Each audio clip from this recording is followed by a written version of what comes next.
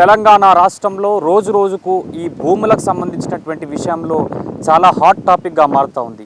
ఇదిలా ఉంటే ప్రస్తుతం మేడ్చల్ మల్కజ్గిరి జిల్లాకు సంబంధించినటువంటి దాంట్లో బౌరంపేట సంబంధించినటువంటి దాదాపు 472 సర్వే నెంబర్కి సంబంధించినటువంటి 32 ఎకరాల భూమి ఏదైతే రైతులకు సంబంధించినటువంటి ఉందో అది గతంలో ఉన్నటువంటి టీఆర్ఎస్ పార్టీ అంటే బీఆర్ఎస్ పార్టీ ఉన్నప్పుడు 10 ఎకరాలు ఆ కరెంటు జంక్షన్కి ఇవ్వడం జరిగింది. దీంతో పాటు ఇప్పుడు ఆ 22 ఎకరాలకు సంబంధించినటువంటి భూమి ఎప్పుడు ప్రభుత్వం ఆక్యుపై చేసుకుందో తెలియదు, వేరే కంపెనీకి లీజ్గా ఇచ్చి ఇక్కడ ఏదో నిర్మాణం చేపడతా ఉన్నారని చెప్పేసి అక్కడ ఉన్నటువంటి దళితులు కొట్లాడుతూ ఉన్నారు. దాదాపు నిజంగా చెప్పాలంటే ఇక్కడ 60 నుంచి 70కి పైగా దళితులు ఇక్కడ భూమి సాగు చేసుకునేటువంటి నేపథ్యంలో గతంలో ఉన్నటువంటి ఇందిరాగాంధీ ప్రభుత్వం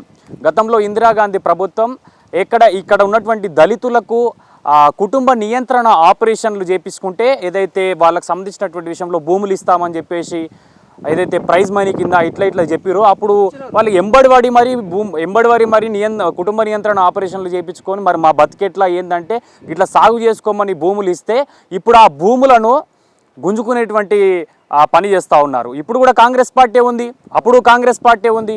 మరి ఈ భూములు ఎందుకు గుంజుకుంటా ఉంది? వీళ్ళు రోడ్డున పడతా ఉన్నారు. మరి వీళ్ళ పరిస్థితి ఏంది? వీళ్ళ అగమ్య గోచరంగా మారుతూ ఉంది ఇక్కడ ఉన్నటువంటి దళితుల బతుకులు. ఒకసారి వాళ్ళతోటి మాట్లాడేటువంటి ప్రయత్నం చేద్దాం. నమస్తే అన్న. నమస్తే. ఎట్లా అసలు మీరు ఎన్ని రోజుల నుంచి ఈ భూమి సాగు చేసుకుంటా ఉన్నారు? అసలు ఏంది పంచాయతీ? మా నాయనలకు ఆపరేషన్ చేస్తే ఈ భూమి ఇచ్చినారు. కనీసం మా నాయనలు కూడా పోయి దానికి సర్టిఫికేట్ తెచ్చుకోలేరా? గవర్నమెంట్ ఇవ్వలేరు. ఇస్తామని చెప్పిరా గవర్నమెంట్, కానీ వీళ్ళు తెచ్చుకోలేరా? మరి ఏంది ఆ పరిస్థితి తెలియదు. ఆపరేషన్ చేసినందుకు మాత్రం ఈ భూములు ఇచ్చారు మాకు ఎస్సీలకే. అప్పుడు పట్టుకొని ఆపరేషన్ చేస్తే మాకు ఎట్లా బతకాలి, ఏం చేయాలంటే తలా అద్దెకర ఇస్తామా అని చెప్పి తలా అద్దెకర భూమి. అంటే ఇప్పుడు ప్రభుత్వం భూమి ఇచ్చినప్పుడు ప్రభుత్వానికి సంబంధించిన ఏదో పట్టానో ఏదో ఇవ్వాలి కదా? ఇవ్వలేదు. ఇవ్వడం తప్ప వాళ్ళది చేసుకోకపోవడం కూడా ఈ పెద్ద మనుషులు ఏమి అప్పుడు వాళ్ళ పని వాళ్ళు చేసుకోవడమే తప్ప. అలా ఇక ఆపరేషన్ చేసుకొని 1-2 నెలలు ఇళ్ళలోనే అన్నారు కదా, వీళ్ళు పోలేరు, అది తెచ్చుకోలేరు. అప్పుడు పడవేళ్ళ రాజ్యం పన్ను కడితే కూడా రూపాయి కడితే సిగరెట్ డబ్బు మీద రాసిన ఉన్న పోరు అన్న లెక్క నడిచింది. అప్పుడు వాళ్ళ మాట ఇందరు మా పెద్ద మనుషులు. దాదాపు ఎన్నేళ్ళ నుంచి భూమి సాగు చేసుకుంటా ఉన్నారు? అంటే భూమి సాగు చేస్తురా లేకపోతే బీడుగా వదిలేసిరా? భూమి సాగు చేసుకోవడమే జరిగింది. ఇప్పటిదాకా కూడా పెద్ద మనుషులు కూరగాయలు అలకడము, జొన్న కానీ పెసర్లు కానీ బొబ్బేర్లు కానీ కందులు కానీ ఎన్నడూ కాలేదు భూమి. ఎప్పుడు కాలేదు. పుంటి గింటి కూరగాయలు అలుకునేది. మొత్తం ఇది ఎన్ని ఎకరాల భూమి? దాదాపు 32 ఎకరాల భూమిలా 2 ఎకరాల 2.5 రోడ్డుకు పోయింది. 30 ఎకరాల భూమి మాకున్నది. ఎవరు అర్ధ ఎకరా, ఎకరా, పావు ఎకరా, 10 గుంటలు 5 గుంటలు దున్నుకొని ఉన్నారు అప్పట్లో ఇప్పటిదాకా కూడా. ఇక ఉండగా ఆ ప్రభుత్వం ఈ ప్రభుత్వం అని ఈ మధ్యలో లేచింది ఇదంతా. కానీ అప్పటిదాకా మాకే ఉన్నది ఈ భూములన్నీ. ఈయన వచ్చి ఇది దిల్లోనికి అంటాడు, అది అంటాడు, ఇది అంటాడు. ఈ కాంగ్రెస్ ప్రభుత్వం, ఇది టీఆర్ఎస్ ప్రభుత్వం వచ్చినాక ఈ జంక్షన్ అన్నారు, కొంచెమైనా ఎకరా అన్నారు, 2 ఎకరాలు అన్నారు, 10 ఎకరాలు తీసుకున్నారు. అది అటు పోయింది. అది అయినాక ఆ కొనకేస్తున్నారు ఈ బిల్లలు. అది ఎట్లా లెక్క అంటే ఇది మీకే ఇస్తామా, ఇది మొత్తం మీరు ఏమైనా చేసుకోరి, ఇక్కడ ప్లాట్ చేసుకోరు, ఏమైనా చేసుకో, తల అయితే తీసుకోమన్నారు. ఇక ఆఖరికి ఇక్కడ వచ్చి కూడా ఇదంతా మాదే, మీది ఏమీ లేదు. మరి ఇవన్నీ ప్రభుత్వం స్వాధీనం చేసుకుంటే ఇప్పుడు మరి మీ బతికెట్లా? మీరు ఎట్లా మరి? ఇక అదే మా బతికేది సచ్చడానికి వచ్చింది. ఇక కలెక్టర్ ఆఫీస్ ముందు పోయో, ఆర్డీ ఆఫీస్ ముందు పోయో, లేకుంటే ఎంఆర్ఓ ఆఫీస్ దగ్గర ఉంది, అక్కడ పోయి సావడమే, ఇంకేం లేదు ఆడ. మాకేమీ లేదు ఇది తప్ప. గవర్నమెంట్ మీ భూమి మీరు ఎన్ని ఏళ్ళ నుంచి సాగు చేసుకుంటారు? మీరు కూడా అప్పటి నుంచేనా? మేము కూడా ఇప్పుడు 72 ఏళ్ళు సాగు చేసుకుంటా ఉన్నారు. మరి ఇప్పుడు ప్రభుత్వం ఇట్లా స్వాధీనం చేసుకుంటా ఉంటే ఇప్పుడు దాదాపు ఇదనే కాదు, చాలా వరకు కూడా ఎస్సీలకు సంబంధించినటువంటి భూములు ఇక్కడనే కాదు, అటు చేవెళ్ళ దగ్గర కూడా, మొయినాబాద్ దగ్గర కూడా రీసెంట్గా దాదాపు కొన్ని 100 ఎకరాలు స్వాధీనం చేసుకుంది. మరి ఇట్లా ఎస్సీలకు సంబంధించినటువంటి భూములు స్వాధీనం చేసుకుంటా ఉంటే ఏంది మరి? ఎస్సీలే చేసుకుంటారు. దళితులను మోసం చేస్తారు. గవర్నమెంట్ ఏది రాని కూడా దళితులను మోసం చేసి తీసేసుకుంటారు. మేము కాంగ్రెస్ ప్రభుత్వం ఇచ్చింది వాళ్ళే వచ్చి మేలు చేస్తారని అనుకున్నాం. ఇప్పుడు వాళ్ళు వచ్చి కూడా మాకు మేలు చేస్తలేరు.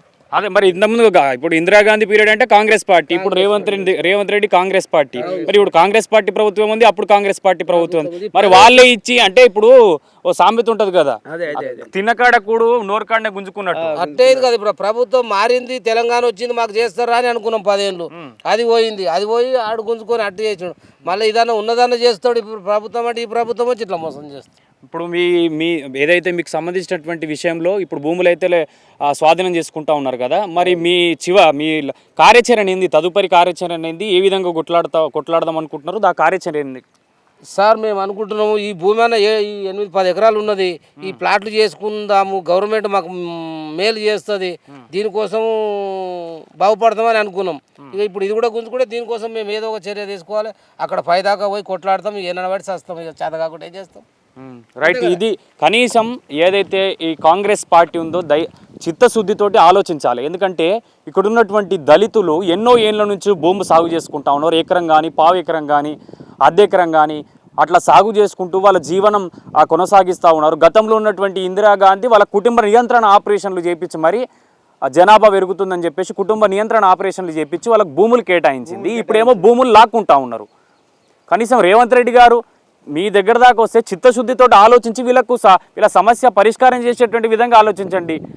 ఇంకా భూములు లేవా? వేరే గవర్నమెంట్ ల్యాండ్ కబ్జా చేస్తూ ఉన్నారు. గవర్నమెంట్ భూములే కబ్జా చేస్తూ ఉన్నారు. ఆ భూముల విషయాన్ని వదిలిపెట్టి పేదోళ్ళ పొట్ట కొడతా ఉంటే ఉన్నోళ్ళ దగ్గరికి పోండి రేవంత్ రెడ్డి గారు అని చెప్పేసి వాళ్ళు కొట్లాడుతూ ఉన్నారు. పొంగులేటి శ్రీనివాసరెడ్డి గారు మీ శాఖకు సంబంధించినటువంటి నేపథ్యంలో ఏంది ఇది?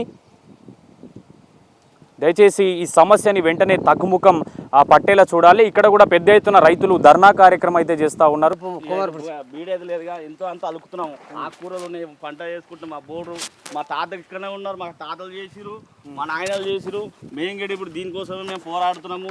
అది ఇంత ఇంత ఇంత అంటే మొత్తం గుంజుకుంటా ఉన్నారు. మేము ఎట్లా బతకాలి? మా నాయనలు ఇదే చూపెట్టరు కాబట్టి మేము దీనికోసమే బతుకుతున్నాం. మేము అంతే.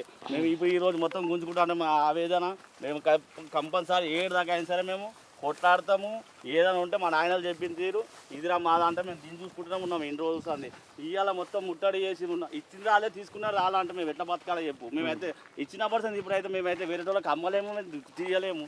మేము దీన్ని అనుకుంటున్నాం. ఇప్పుడు కందేసినాం, ఇదైతే ఉన్నది కదా కందేసినాం. ఇదంతా మేమైతే వేరేది ఇచ్చి వీళ్ళు రెంట్లకి ఇచ్చుకురు ఏదో అమ్ముకుంటారు అన్నది కాదు కదా. మేము ఉండేది దీని మీద, మా బతికేది దీని మీద. నా తాతలు మా నాయనలు దీని మీద బతికి మేము దీనికోసం పోరాడుతున్నాం. చూడండి, రేవంత్ రెడ్డి గారు ఇట్లా పేదోళ్ళ పొట్ట కొట్టడం ఇంతవరకు మీ ప్రభుత్వానికి అవుతుందేమో నాకు తెలిసి. ఎందుకంటే నేను చూస్తూ ఉన్నా అక్కడ కాళయాదయ్య, అక్కడ ఉన్నటువంటి చేవెళ్ళ ఎమ్మెల్యే కాళయాదయ్య ఆయన ఎస్సీ సామాజిక వర్గానికి సంబంధించినటువంటి వ్యక్తే. ఆయన ఆయంలోనే ఎస్సీల భూములు లాక్కున్నది ప్రభుత్వం. ఇక్కడ కూడా ఎస్సీలకు సంబంధించినటువంటి 32 ఎకరాల భూమిలో గతంలో ఉన్నటువంటి కేసీఆర్ 10 ఎకరాలు దోసుకున్నాడు. ఇప్పుడు మీరు 22 ఎకరాలు మీరు తీసుకుంటా ఉన్నారు. వీళ్ళు ఎక్కడ పోవాలి? వీళ్ళకేమో పిల్లలు పుట్టకుండా కుటుంబ నియంత్రణ ఆపరేషన్లు చేయించి అక్కడ కాంగ్రెస్ పార్టీ ఇందిరాగాంధీ, అప్పుడు ఉన్నటువంటి ఇందిరాగాంధీ ఏమో ప్లాట్ల వీళ్ళకు భూములు ఇచ్చింది. వీళ్ళు ఎకరము పావు ఎకరం సాగు చేసుకుంటా వీళ్ళ జీవనం వీళ్ళు కొనసాగిస్తూ ఉన్నారు. వాళ్ళకి తోచిన కాడికి కందులు, వరి పొలము, అది ఇది జొన్నలు వేసుకుంటా వీళ్ళు బతికేలా తీస్తూ ఉంటే వాళ్ళ బతుకు మీద కొట్టడం కాదా? వాళ్ళ బతుకు మీద కొడతా ఉన్నారు. మీరేమో బంగ్లల్లో ఏసీ కార్లలో మీరు తిరుగుతారు. పేదోళ్ళు ఎండ కష్టం చేసుకొని పొట్ట పూర్తికి వాళ్ళ ఇంటి పూర్తికి కాయ కష్టం చేసుకొని వాళ్ళు చేసుకుంటా ఉంటే ఇప్పుడు వాళ్ళని కొడితే ఏమొస్తుందండి? దయచేసి చిత్తశుద్ధితో ఆలోచించి వీళ్ళ సమస్యలని త్వరగా వెంటనే తీర్చాలని చెప్పేసి కూడా నేను కూడా మా ప్రజావాయిస్ ఛానల్ నుంచి కోరుతా ఉన్నా. అసలు మరి ఇక్కడ ఉన్నటువంటి నేను కూడా మీరు యువత అన్న అప్పట్లో ఉన్నటువంటి వాళ్ళకేమో ఆపరేషన్లు చేపించి మీకు ల్యాండ్ కేటాయించింది. ఇక మీ జీవనం ఇదే కొనసాగుతూ ఉన్నది. మరి ఏం చెప్పాలనుకుంటారు లాస్ట్గా ప్రభుత్వానికి? మా భూములు మాకు కావాలన్నా. మేము అంతే. మేము ఎట్లా అన్నా కానీ మా భూములు మాకు కావాలి. మా తాతలు మా నాయనలు చూపెట్టారు, మా నాయనలు మాకు చూపెడతారు. ఇప్పుడు గుంజుకుంటారు అంటే మేము ఎట్లా బతకాలి?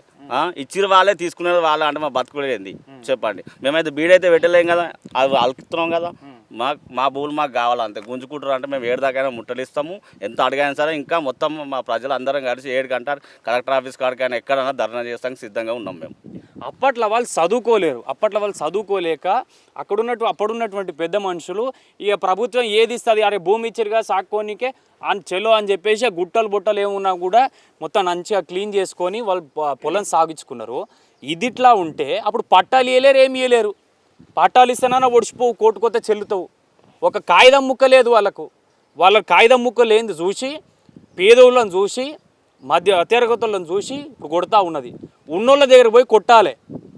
ఉన్నోళ్ళు ప్రభుత్వ భూమిని కబ్జా చేసుకొని అక్కడ ప్లాట్లు పెట్టుకుంటారు, కాలేజీలు కట్టుకుంటారు, ఇంకోటి కట్టుకుంటారు. వాళ్ళని పోయి కొట్టాలి. ప్రభుత్వం. వాళ్ళ తెరువు పోదు, వాళ్ళని ఏమన్నది, ఎందుకంటే వాళ్ళు బలిసినోళ్ళు, వీళ్ళు బతుకు కోసం సాగించేటువంటి వీళ్ళు. రైట్, చూసేటువంటి ప్రయత్నం చేద్దాం.